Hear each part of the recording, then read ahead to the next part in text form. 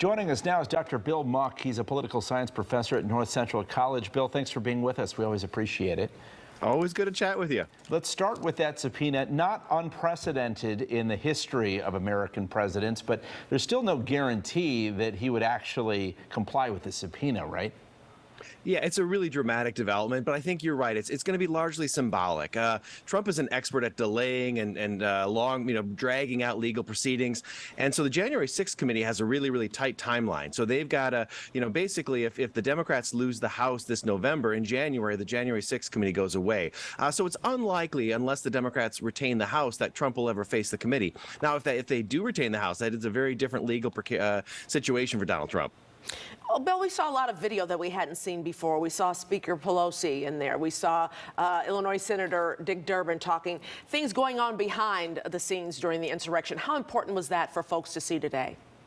I think it was really powerful. It was an extraordinary look at history, right? It was a window into history, and we got to see these individuals in real time, how they were reacting. I mean, to watch Nancy Pelosi, basically run away to try to find a safe space to be calling the Secretary of Defense, to be calling other individuals to say, we need to get support down here. I mean, it was really compelling and powerful, and I think it had added a level of gravity to what is happening. We've all seen the video outside of what those individuals who are attacking the Capitol were doing, but when you see the inside look, it brings another level, and I think I think it was very powerful footage. And speaking of that video, it also shows that there was some level of coordination between Speaker Pelosi, other leaders, and Vice President Pence about getting back in session to certify the results.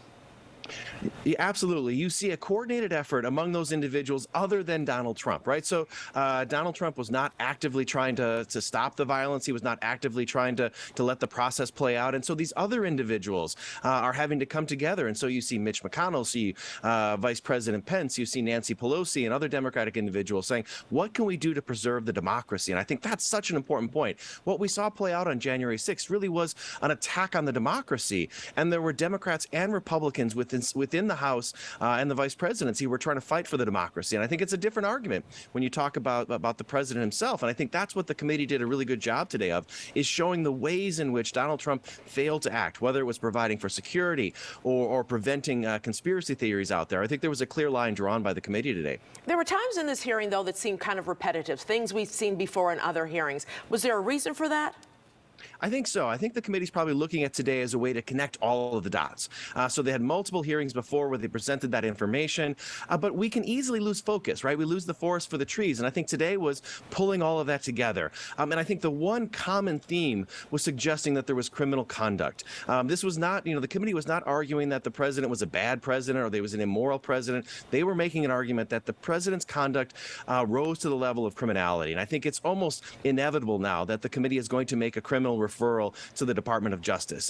The tone, everything they said today, Liz Cheney began the day by saying we can't just punish the foot soldiers. We have to think about everybody all the way to the top involved. So today there was just a laser focus on Donald Trump and potential criminal liability.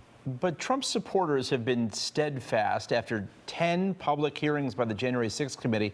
Do you see any sign that the political landscape has changed at all as a result?